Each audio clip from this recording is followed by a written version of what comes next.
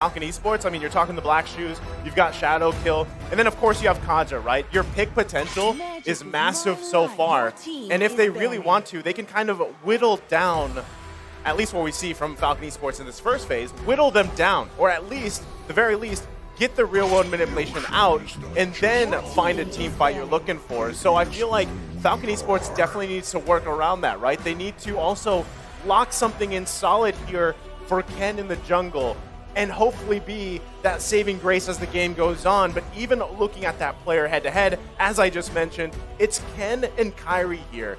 Look at that. Both of them having their 100% win rate on these signature heroes. Very different playstyles, at least in terms of the heroes, right? Martiz versus the Ling. But still, you got to say, it's going to be the work. I feel like the work is going to be cut out here for Ken specifically. But if it's anyone to do it, Ken can definitely do this, Trex. Most definitely. Now we've gone into the second ban phase. The Atlas does get picked off from the side of ONIC, and Falcon aims straight into those mages, taking out the Lunox and the Harith. Also kind of flexible picks, maybe guessing they're going to put those into the gold lane, possibly? So they want to take that out of the way. Now, still one more ban. Do they focus into the tank? Because, as we stated, that's going to be the problem. That could be the thing that really gives Kyrie trouble here. So my guess is maybe the Franco. They haven't banned out the Franco yet? Because of this assassin pick, I wouldn't want to go against someone like the Hilda, or the Masha in that roaming position, because that's how someone like the Hayabusa can be pressured in that gold lane. But they're going to go for the respect ban against Naomi. The Natalia is actually going to be picked out first. But what I wanted to mention before we even got to this was the fact that Falcon banned out Harith and Lunox. I find this interesting and ironic because these two heroes are actually Zipex's heroes. So I'm not really sure if CW would pick that up in the gold lane, but surely maybe they know something we don't know, perhaps in scrims, as now we're entering the second phase of the picks where Falcon has the first opportunity to secure. This is, I mean, we did see a quote there from Coach Dale as well, and just kind of comparing the cultures, but also even the play styles of these two teams. And that's why when we saw that team head-to-head, that's so apparent, right? They love these fights. They love also to play around their junglers if they can. But the lock-in is going to be the Fredrin here. An interesting fact, right? Fredrin is locked in. I think he's been picked almost, every single game or something like that. But the win rate, 35.29%. Not good. Not good. That's not good. Red. It's group stage. It's group stage. It's group stage. You're right. I mean, Fredrin, right? We can assume that is going. You want to call him Freddy? Call him Freddy. He's probably going in the jungle, right? And that's the thing. A lot of people are like, man, why do teams love this Fredrin so much, Trex? Well, I think because technically it's supposed to work, right? Just like a lot of the tank junglers, the bulky junglers, it's supposed to work. And I think as we move through the knockout stage, it still can. I think it can work here because they needed peel for Zipex. They need a heavy front line. And now, you mentioned earlier, all focusing on to this real manipulation, but the real problem is going to be Zipex, right? We know once that carry gets locked in, once those first 2 or 3 items come in, then they're also going to be able to start locking in tanky items. The Hayabusa isn't as much of a threat anymore, and now Falcon is online. So the real question is, can they put enough pressure onto Kyrie here with this lineup in time? I mean, put enough pressure to buy them enough time to get carry online. I'm so excited because I want to answer your question too. And it all depends on this last pick that Falcon is going to be bringing to the table for Naomi. And the answer, it's going to be the Kufra. So, makes sense. Kufra is going to have that CC, enough CC to be able to lock down the Hayabusa whenever he goes in. It all comes back down to the timing and how both of these teams are going to go about when they go for a 5v5 team fight. You know, the thing about Falcon Esports lineup is there's so much CC, like you mentioned, Eterna. But if for some reason Zipex cannot shine on the carry, right, which it is a tough situation to get to that point, but still, if you don't have that or even that Eve available, the damage is shut down, you're left with just a CC train at that point, right? You're going to be taunting, you're going to be setting things up, but if the damage isn't there and you're being outpaced by ONIC Esports, that's going to be troubling, especially with pick-off potential on demand with having a Kaja. And not only that, but looking at the gold lane, right? CW, I feel like on this Beatrix may have the upper hand in the early game. A bit more range, a bit more variables coming in with the Beatrix, so many different options. Harry's going to have to play it a little bit safe, and I'm wondering if Falcon are going to kind of play the babysitter. Well, here we go. Cheer for your team. It's Falcon Esports versus ONIC Esports to kick off day number 1 here for the knockout stages. Okay, this is interesting, right? Because technically when we're looking at both of the drafts, they can counter one another. But look at this. Already you can see Keyboy trying to pressure the jungle, trying to pressure Ken from those rotations. And like I mentioned earlier, this matchup between Yves and Lilia is going to favor Sans for a bit, especially in that early game, because he isn't reliant on that level 4. Whereas Justin, he needs to wait a little bit more to get those items, to get that damage, and also to get that real-world manipulation. I think one of the biggest things here, right, is if you're Falcon Esports, you don't allow Kyrie to get an early kill. I mean, there's already so much poke back and forth. Justin, even having to walk back to the tier 2, isn't even sure if he wants to recall there just yet. But still, don't give Kyrie that early kill to not allow ONIC Esports to snowball here if you're Falcon Esports. But there's a big problem, right? The whole thing for Falcon was to put pressure onto Kyrie, and ONIC is answering back by putting pressure of their own, already going into Falcon's jungle, not letting Naomi even step out into ONIC's jungle. There's a lot of comparison, right? Like, in this current meta, what is more important? And I do believe that the mid lane is going to be the #1 issue when it comes down to those rotations, right? Because even if you lose the gold lane matchup, even if you lose the EXP lane, if you are able to clear faster and if you are able to rotate faster, that can alleviate any problems in terms of that draft. And so far, this is what we see Falcon lacking in the drafting. Well, right now, I mean, as everybody gets closer to that level 4 here, the first turtle of the game is going to be up. You can already see Ken getting in position here. The rest of the team, though, there's quite a few ONIC Esports members as they might contest this one. Yeah, and in comes the Black Dragon Boots trying to get a back line, push on, the Petrify locks on, Kyrie takes the turtle. Nice suppression. Oh. 10 will go down. Justin brings out the real manipulation. In comes the bravest fighter. A lot of damage onto Sans. Sans will bite the bullet. And that is a 1-for-1 trade. But the side of ONIC does take the turtle. All right, so ONIC is going to be able to have a little bit of an advantage in that sense. And Falcon, they need to remember how and what are the highlights of their draft, right? Wait until these members can actually be a factor and not contest too early, honestly. I think they should have let that go. Yeah, I mean, I also like how both XP laners got those kills here. Oh. You're already going to see, right? Both. This is what you can expect from Kyrie, right? He is going to just be all in your space in your jungle. Whoever is going to be playing against them, and that's something you have to play around here. So still, Falcon Esports, Yellow Flash grabbing that early kill here. We've seen just how strong a Lapu Lapu can even be. Sometimes he has to go 1 versus 2. It should work out, but still, pressure here on Ken's purple. Oh, Sans is caught in. In comes Kyrie, though. Does a nice amount of damage on Naomi. Sans will go down. Ken picks up the kill. CW comes in with an Eber's Passion. Ken's going to take a bit of damage, but ONIC wants to back off here. They've lost 1 member, but Zipex is here to try to claim more. CW and Keyboy able to get away from that one. Turtle up in about 40 seconds, but it's still just 1-2. 1-0 trade so far, and it's still going to rely on Falcon to get that better advantage.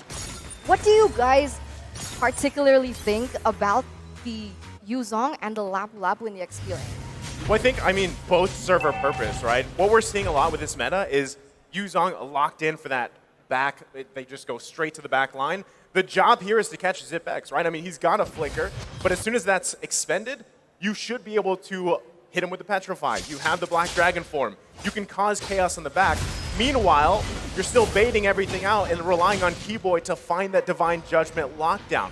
But that's the thing. Falcon Esports, they've got, what, 3 tanks pretty much at this point? Lapu Lapu, fighter, tank. You know, he can actually be that peel. He can be that front line for them, but still the fight for the damage. turtle. Naomi goes very, very low. Kyrie gets hit by the bouncing ball, though. Ken may go down. Boots wants to come clean up. Hits the Petrify. Ken goes down. Next could be Justin. Boots maybe a little bit too deep. Zipex, though, hits the speedy light wheel, trying to come in. Yellow Flash onto Boots. Boots will be next. It's a 1-for-1 currently, but the fight keeps on going. Yellow Flash gets a stun onto Keyboy. Sans trying to find Yellow Flash, but he's just a little bit too tanky. Sans. Looks like Yellow Flash is going to back off overall. ONIC lose another member here, but still they keep the gold lead.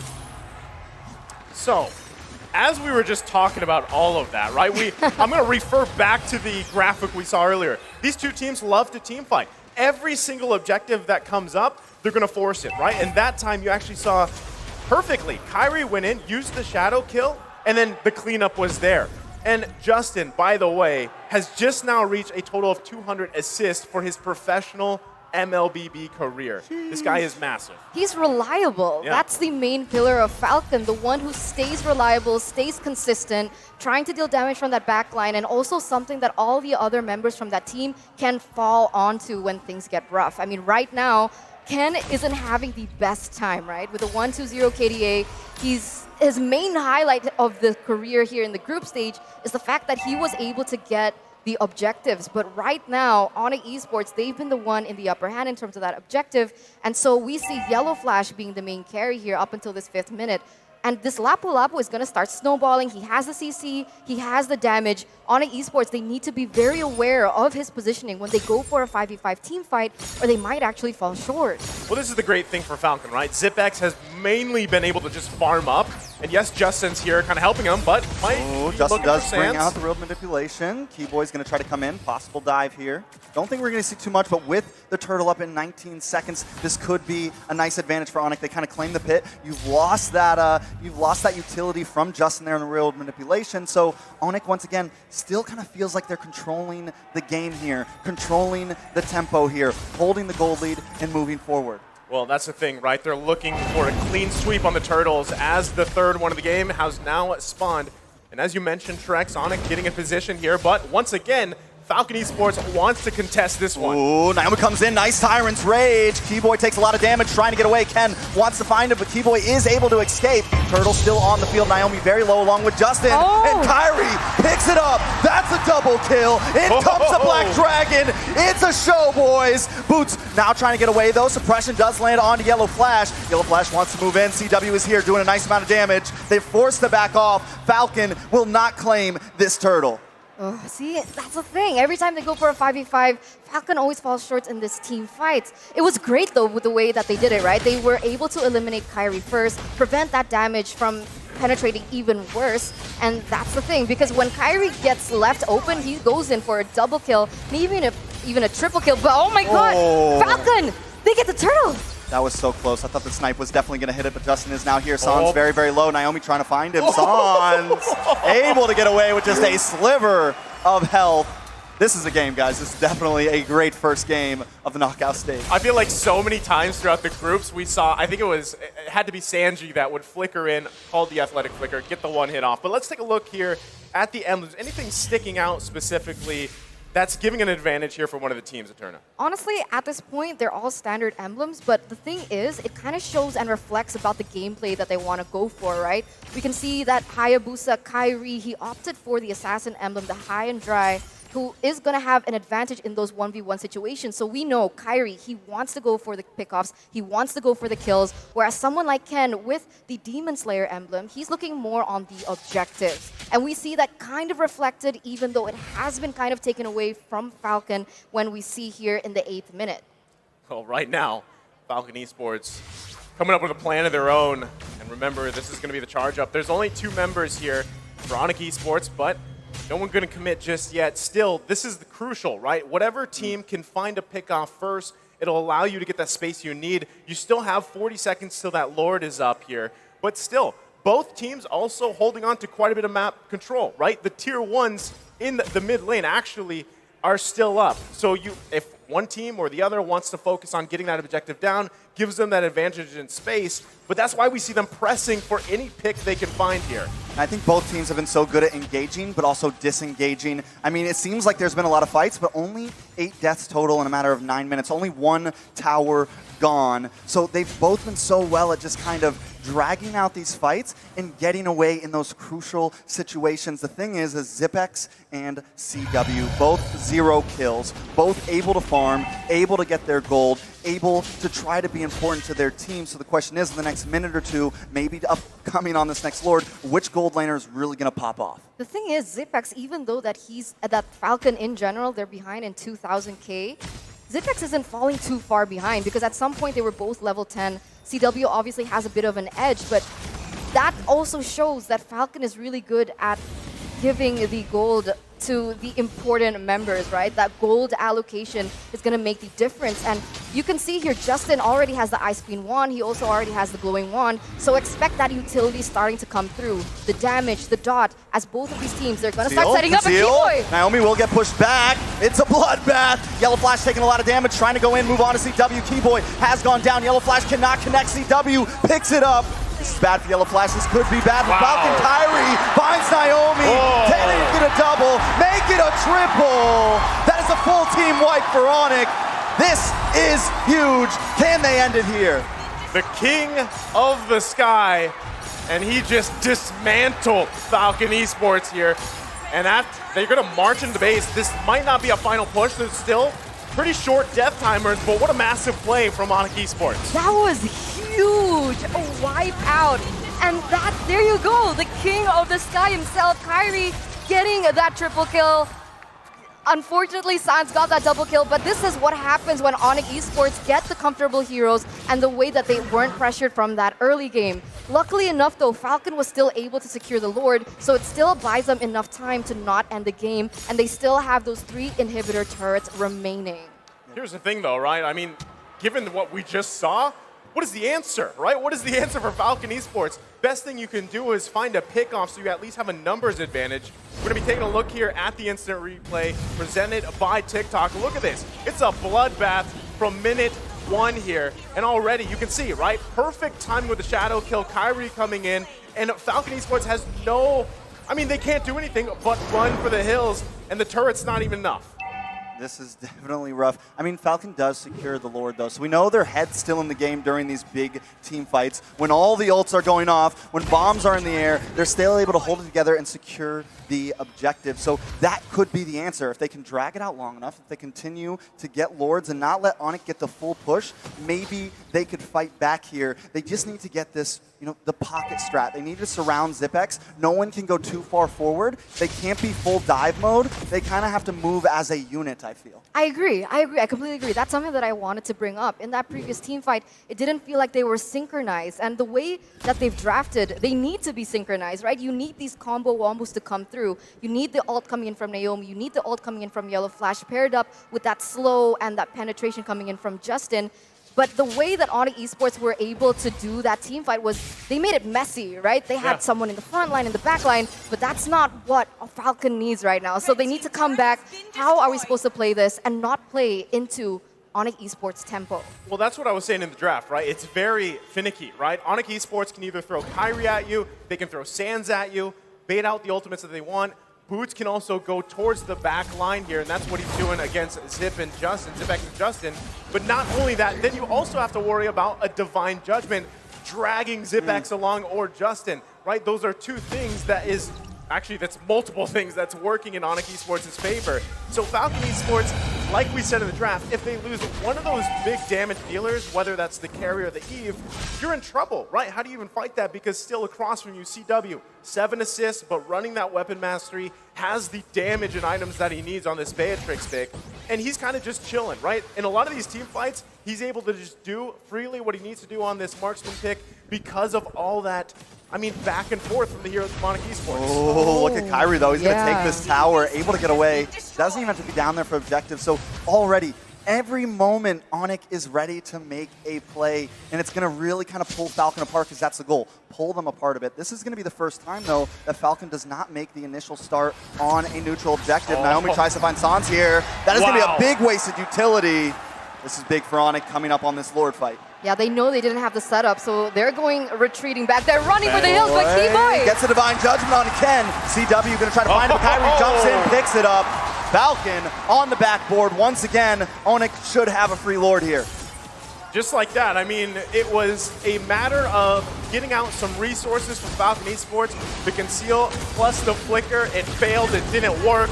And now ONIC Esports securing themselves another Lord here. Actually, the second Lord of the game. They'll be able to march in. And also, keep in mind, Kyrie being able to take down that inhibitor turret in the mid lane, they should be able to get, if not one, maybe even all the inhibitor turrets as Falcon Esports has to deal with this. The clear potential, though, we're talking about 9K gold lead here for ONIC Esports. That is massive in the itemization department. Yeah, right now, I mean, Kyrie, they're really optimizing and utilizing the fact that they have better mobility.